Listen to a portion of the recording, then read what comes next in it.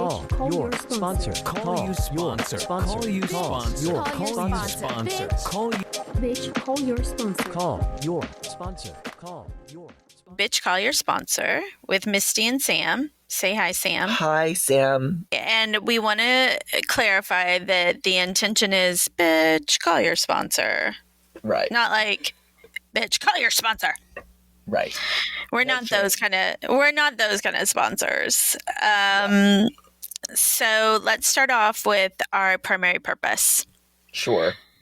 The Our primary purpose is for Misty and Sam to stay friends and to maybe help others.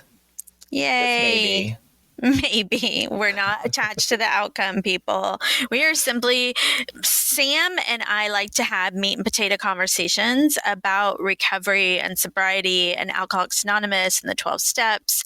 And combined, we have over 50 years experience, and we do like the traditions and the anonymity. So we are choosing to just go by Misty and Sam and put out this podcast for people who have questions about sobriety and could benefit, or maybe not. We're just doing it to talk to each other, really. Yeah. Part of me is like, I was looking at this, our primary purpose. I almost, maybe we could, part of me was thinking like, is it stay friends or grow our friendship? I love that. know? Yeah, expanding. Yeah. Expanding. Because stay friends is like, our primary purpose is that no matter what happens with this podcast, we don't lose each other. And that's like such a scary presumption, right? Yeah.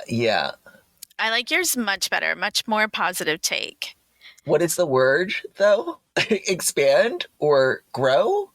Grow. I like grow. Yeah.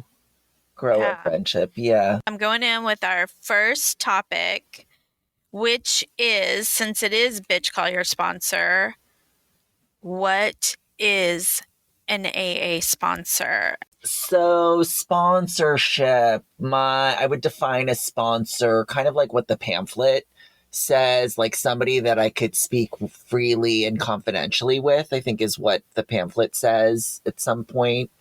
For me, it's somebody that has been around, sober, sane, questionable, I guess, and has sober experience with steps available to share their experience, strength, and hope, and or point me in the right direction. Really good. I like that one a lot.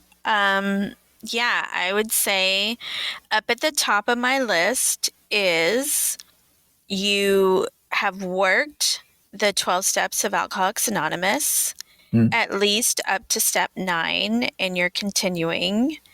And you're familiar with the literature, being the Big Book and the 12 and 12.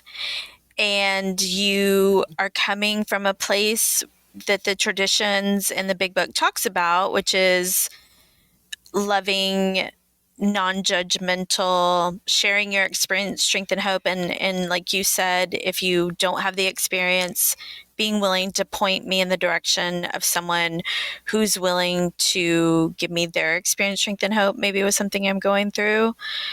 But it's not a dictator. A dictator / disciplinarian. Yes. And it does say in the Big Book, like it says, this is the way we let God discipline us, something. But Yes. It doesn't ever say that about sponsorship. No. But, there is somebody, so I always hear, and we still hear, right? Like, if you want what we have, right? So finding somebody who wants what we have, whatever.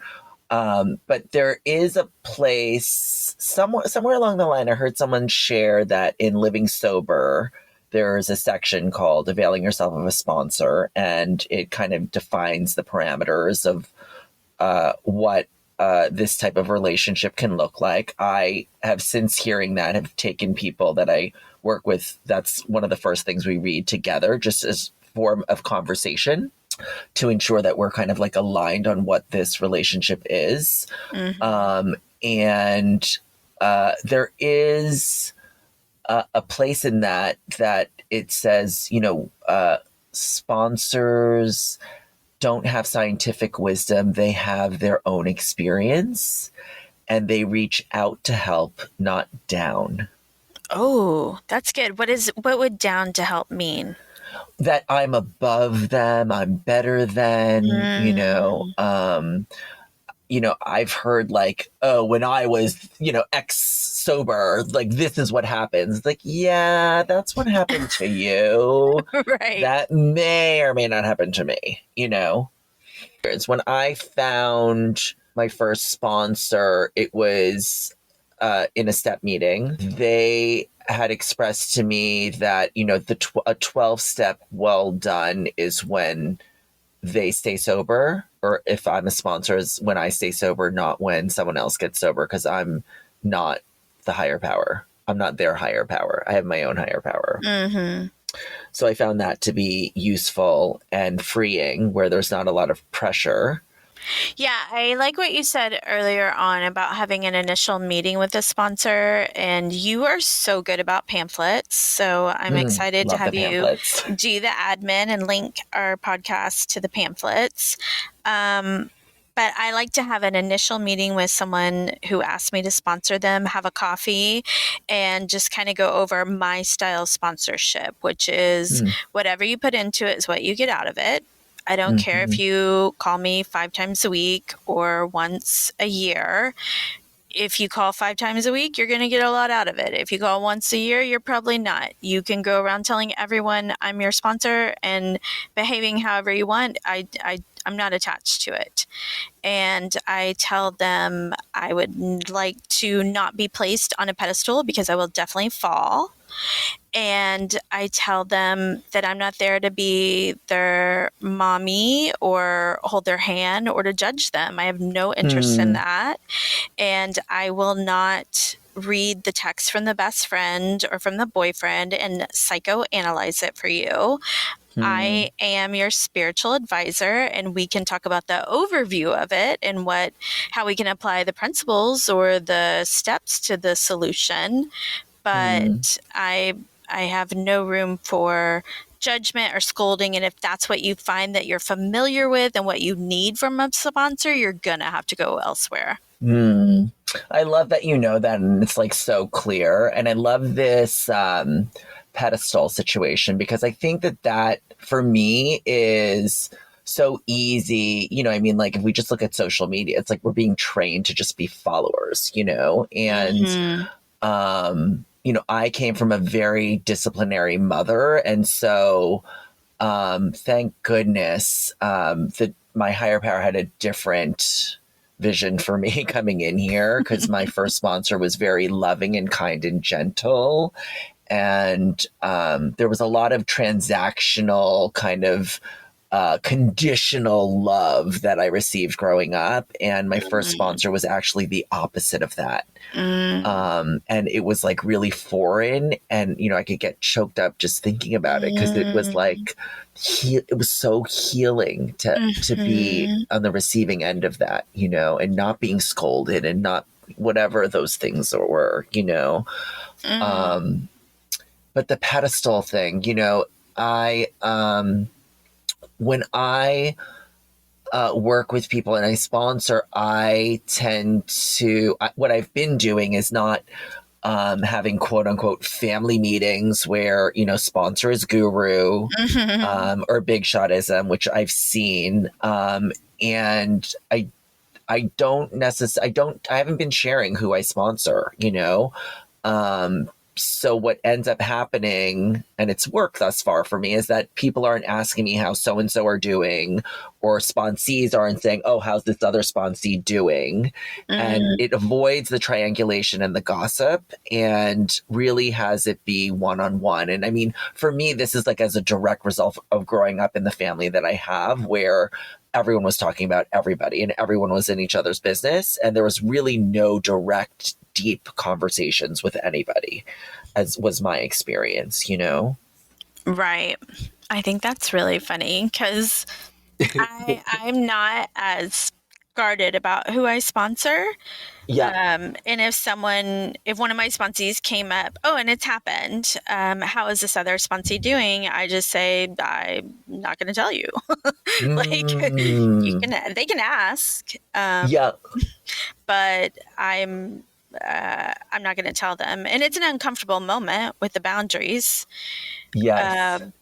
And once somebody has left the program and left me as their sponsor, I don't guard it as closely, right? Like I had a sponsee that is now decided that she's no longer a member of AA and she's doing psychedelics, and I get asked on a regular basis how she's doing, and I don't feel a need to protect her anonymity. She's doing great, by the way, but I She's on her journey.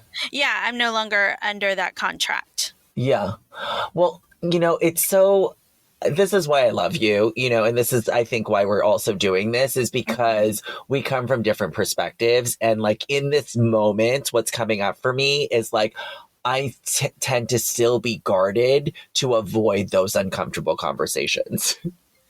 Right. So like, I don't have to necessarily have that boundary or, have that, sharing where there's a boundary and have somebody else have their own experience, and I see you kind of like as that ninja in a way, where you're able to be like, not going to share about it, and, I think prevented that potential discomfort by just doing it the way I've been doing it, where for me, it's not a right or wrong. It just is, I actually see how it's also prevented me from growing in that sense of defining a boundary, Yeah, I think that's a really good point because this is what I think. If you walk into the rooms of AA and you want to get sober, I feel like the biggest thing to get out of it is to know yourself and to be true to yourself and to meet yourself where you're at, right? So if you're like, hey, that's great that you just say no, but I come from my family of origin and it's automatic that I would feel like I need to tell them. So I set this boundary of not telling. It's like, that is knowing yourself. That is knowing your limits. That is being true to yourself. That is setting yourself up for success because you know who you are and you know what works for you. And that to me is practicing the principles in all of our affairs. That to me is working your program.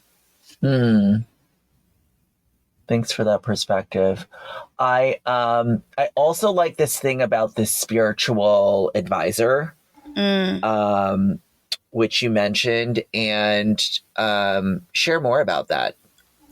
Well, it didn't come naturally. Like, it's not like I walked in the doors of AA, which is not the hotbed of mental health, and said, I now have principles and traditions and a spine, and I will now take all of ye through my amazing, I wouldn't be here, right? Like, I was sleeping on tile floors next to porcelain pots and with every person that moved. Okay, so that's how I got here. It wasn't the debutante ball.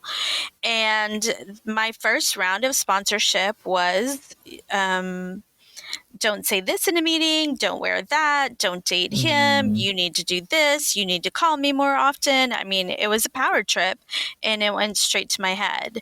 And it was about 3 years in when I had a sponsor that said, hey, Misty, you need to stop going out with these guys and who are newcomers, and, you know, I'm going to fire you if you do it again. Part 2 tomorrow. Your sponsor. Call you Your sponsor. sponsor. Call you sponsor. Call Call you you sponsor. Call you. Bitch, call your sponsor. Call your sponsor. Call your sponsor.